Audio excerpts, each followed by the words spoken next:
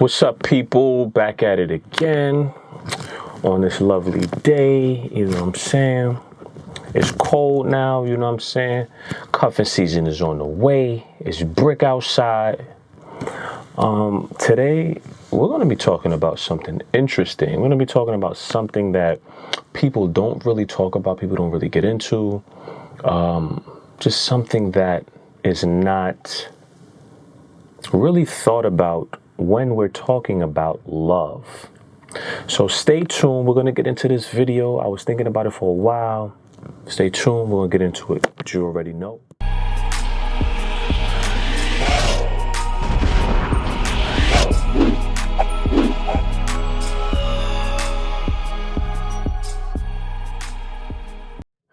So, this is something that's usually not discussed by Disney, your parents, your relatives, your elders, etc., and all the fairy tales that you hear about the woman meeting her Prince Charming, kissing the frog, and living happily ever after. So if you're expecting that type of video from this, please leave now, because this is not going to be that type of video. This video is going to be dealing with the darker side of love. And yes, love does have a dark side. We really may not want to admit it, but we know the dark side to love very well. It usually happens with our first love experience. Our first experience that we have going through love determines how we're going to be dealing with love in the rest of our lives. So it's going to set the precedent for love and our perception of love. I'm going to dig into 4 aspects that I have did a little bit of research on in regards to the darker side of love. So let's dive right into it. The first aspect of the darker side of love is that love is work. So people think sometimes, oh, I'm going to fall in love. Everything's going to be great. I'm going to have that white picket fence, the family, da-da-da-da. I think it's just going to be a picture perfect thing. Why is that? Let's be honest. How many perfect people do you know? I'll wait. That means even when we love someone, it requires sacrifice. It requires frustration. It requires compromise. It requires giving in. It requires having bad days. It requires not speaking to the person. It requires not standing the person. It even requires sometimes hating the person. This is what comes with loving someone. It is work. It is not an easy thing. All of these things that we do not think about when it comes to love often has to do with the work part that we have to actually go through to do love, to fall in love, and to experience love. We have to put in work. We have to be the rock when our other person is weak. We have to be understanding when our other person has an attitude or doesn't want to speak or is shutting down, whatever the case may be. We have to sacrifice our desires and our wants to make sure the other person is happy. That's what real love is about. And that means it's work. It's not just an easy 1, 2, 3 type of thing. Second aspect of the darker side of love is that love is blind. Sometimes we're giving our best to someone who just cannot receive it. Why is that? For starters, how we were raised in our environment. And I have a video that I did on environmental influences a while ago. I'll leave the link. It should pop up here, or I'll leave a link in the description below to that video. But how we were raised in our environment has a big perception on how we view, receive, and give love. Some people only know how to love through touch. Some people only know how to love through service, doing things for someone. Some people only know how to love through buying things. Some people only understand love through affection. Some people only understand love through just spending time with another person. So there's many different ways that we can give and receive love, and that is what makes it complicated, because it's blind. You know, I'm giving you love, but because you're looking for gifts and I'm giving you quality time, you're not able to see the love. Love is blind. That's what happens. If you ever think about it like this, when you're loving someone, You have to love them the way that they can receive it, not always the way that you know how to love. And that goes back to the first part. Love is work. It takes work. The third aspect of the darker side of love is that love is both an unstoppable force and an immovable object. You cannot force it to happen. I mean, no matter how much you like somebody, no matter how much you want to be with somebody, even if you try to go do the heebie-jeebies, you really cannot force somebody to fall in love with you. And you cannot stop it from happening once it's started. So when you're falling in love, you fall. You're really literally falling. And you're afraid. You just hope that the person is going to be there to catch you and not just let you drop and bang your head on the floor. That would hurt. Even thinking about it made me hurt. It just made me feel like I was just falling like this and just banged my head on the floor.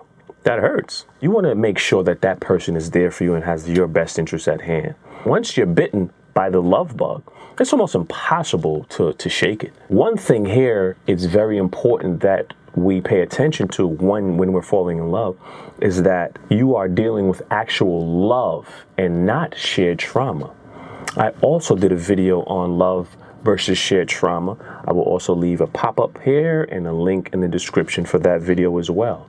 That video deals with the differences between love and shared trauma. And a lot of times when we attract people, we think that we're attracting them because we love them, and we're really attracting them because they have a similar trauma that we have and we need them to heal, or they need us to heal, or both simultaneously.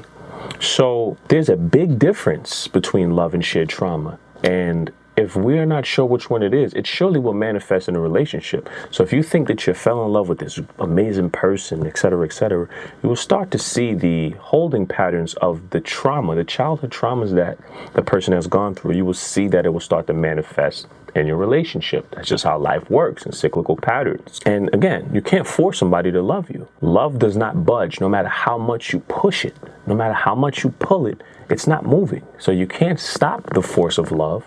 And you can't move the force of love.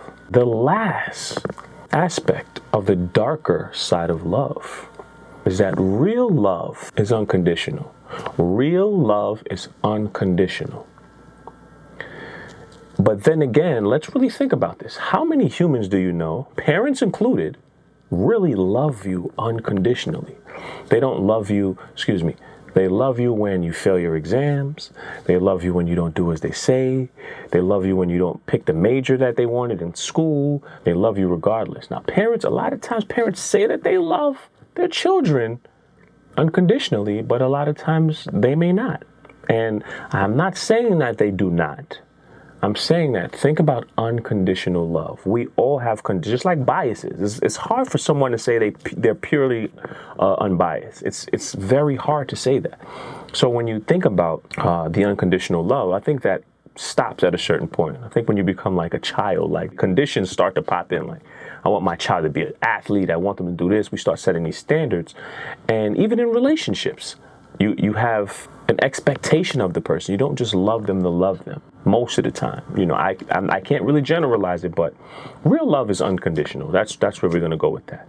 I know you're going to say that your grandmother loves everyone the same, and it may appear that this is true. It may actually be true, but a lot of the times we do have conditions that we place upon people, or we place upon ourselves in order to give somebody else love.